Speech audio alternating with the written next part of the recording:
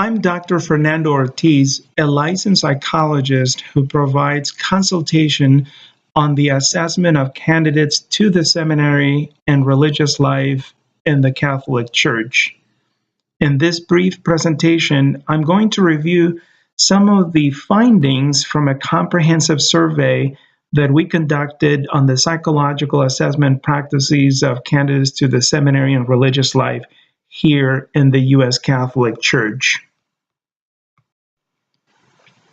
The study was published in the Professional Psychology Research and Practice Journal, one of the journals of the American Psychological Association.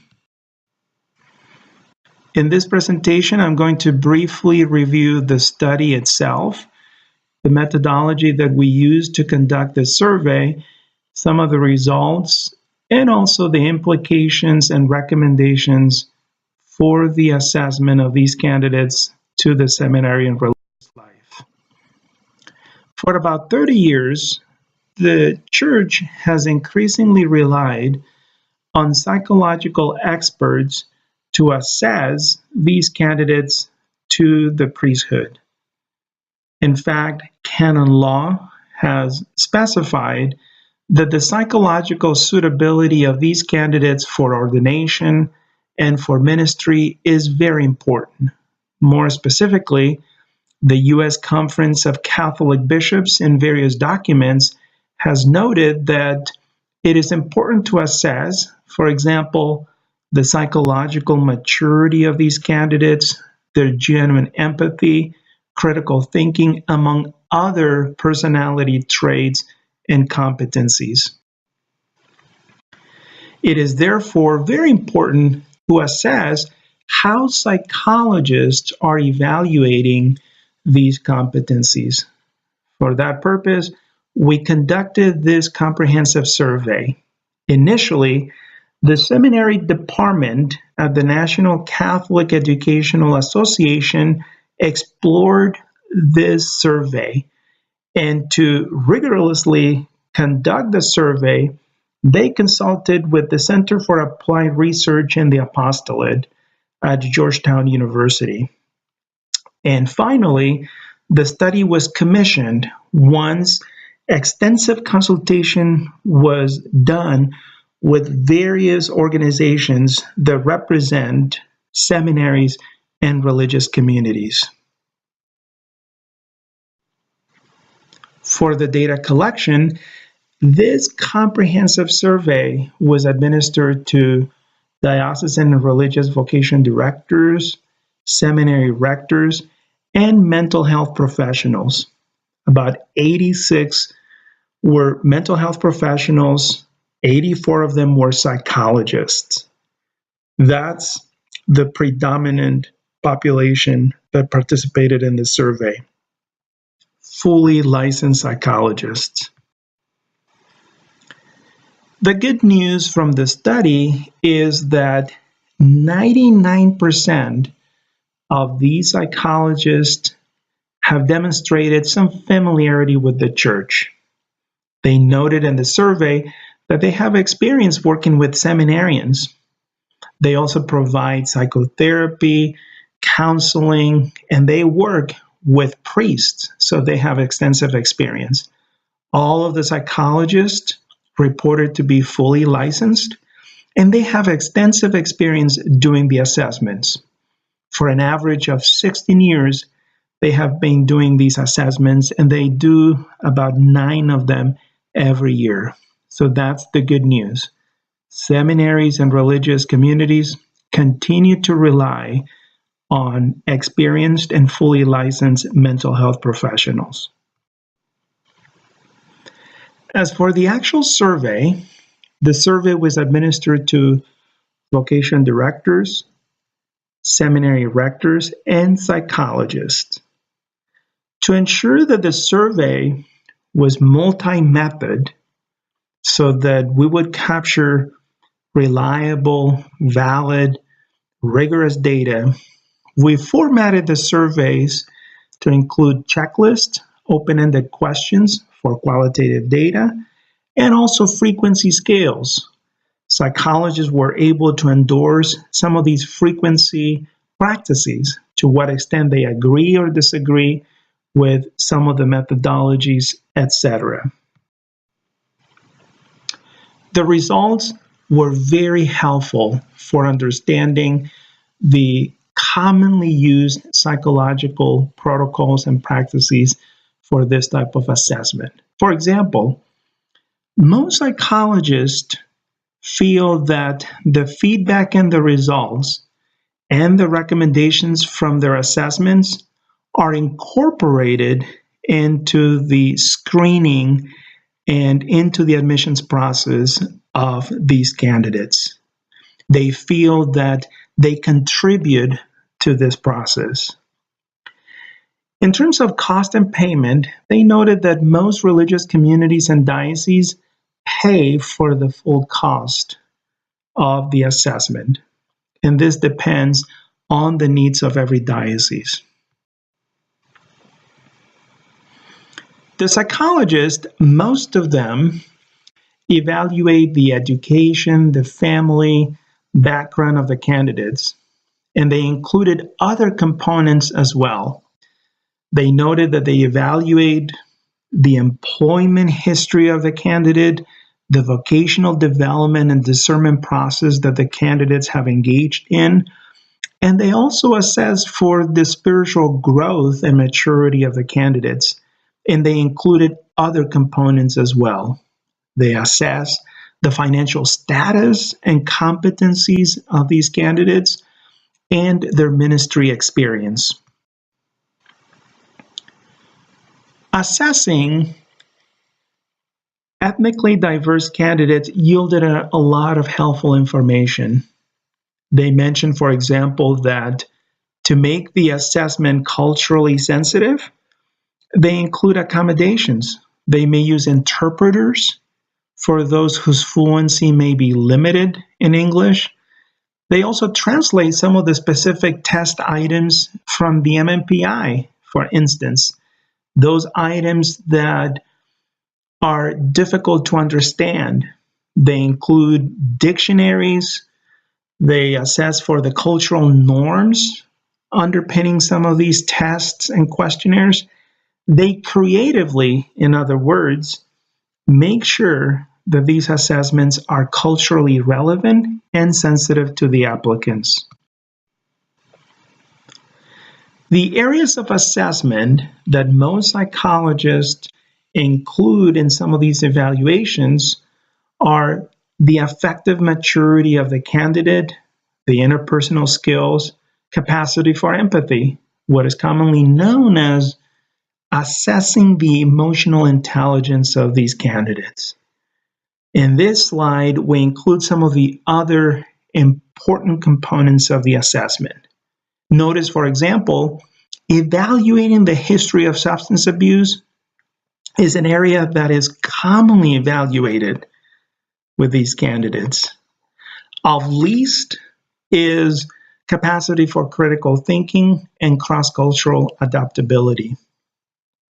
One takeaway from this survey is that these areas, for example, capacity for critical thinking and cross-cultural adaptability, is something that should be more commonly included as part of the evaluation. It was very helpful to hear from the psychologist that obtaining a detailed clinical interview is very important.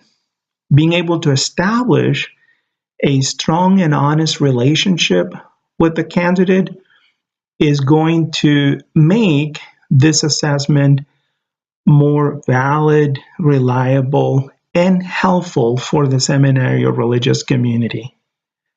Obviously, including a multidimensional battery of tests that combines what is commonly known as objective evaluation methods and some of the projective or performance-based evaluation methods is going to make the assessment more helpful. This will include assessing the cognitive functioning of the candidate. Here is an example of the most commonly used tools and methodologies. The WAIS, the Shipley Institute of Living Scale are some examples for evaluating this component. Under other, psychologists also noted that obtaining academic history, GPA, scores, some other alternative ways for assessing intellectual functioning can be incorporated. Assessing personality, psychologists commonly use the MMPI and some of the other personality tools.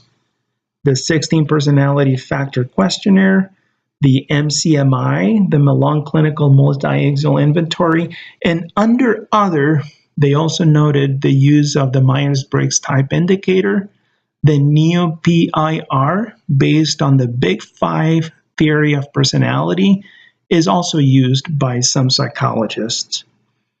The takeaway from this is that most psychologists rigorously assess for personality factors. As for the ethics of this assessment with candidates to seminary and religious life, they all unanimously noted that it is important to inform the candidate about privacy and confidentiality. Who is going to have access to these report findings? That needs to be specified from the beginning. And adhering to the guidelines for psychological testing based on our code of ethics is something that most psychologists adhere to. And obtaining that release of information or waiving the release of information is something that is openly talked about with the candidates before the actual report is written up and the findings are shared with the admissions or vocations committee. Some specific recommendations from the survey is that there is a need for more uniformity and consistency of how these assessments are done across seminaries and religious life. The psychologists are interested in having some clear guidelines from the church, for example, on evaluating suitability for celibacy and chastity, or some of the other formation expectations.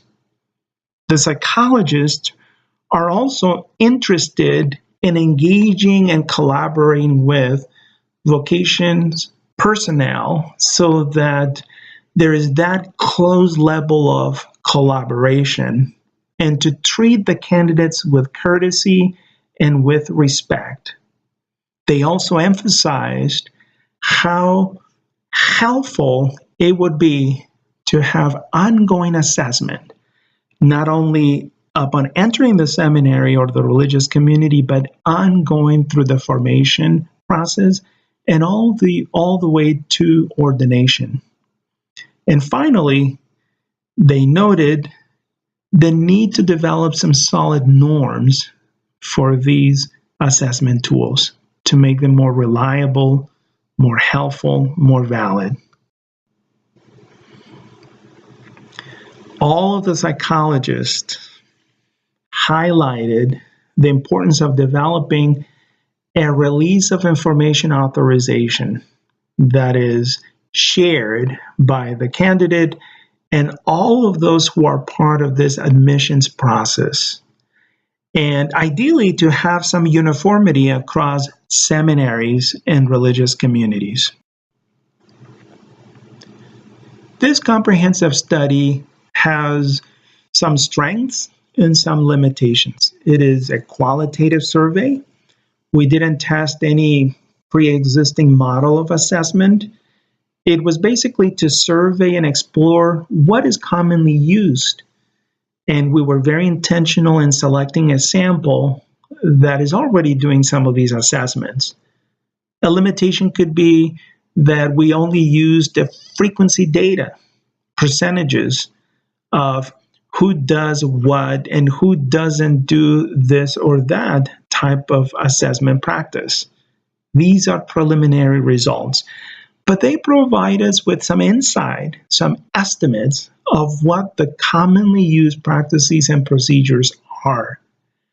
And we're very interested in conducting more studies to assess these practices so that we can benefit the ongoing assessment information of candidates to the seminary.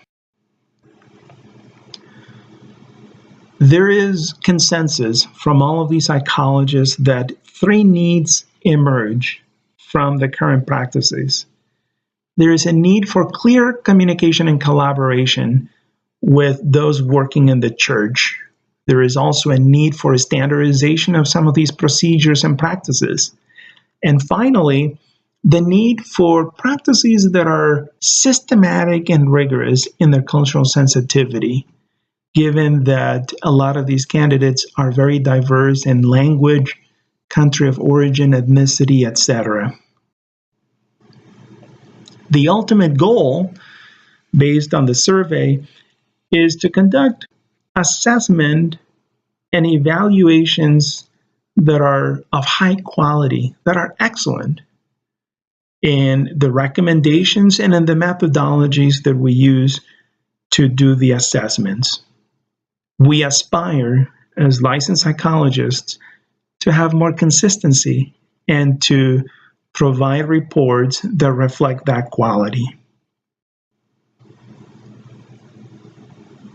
If you have any questions, here is my contact information. I work at Gonzaga University as a licensed psychologist, and I have included my mailing address and also my email address. Thank you.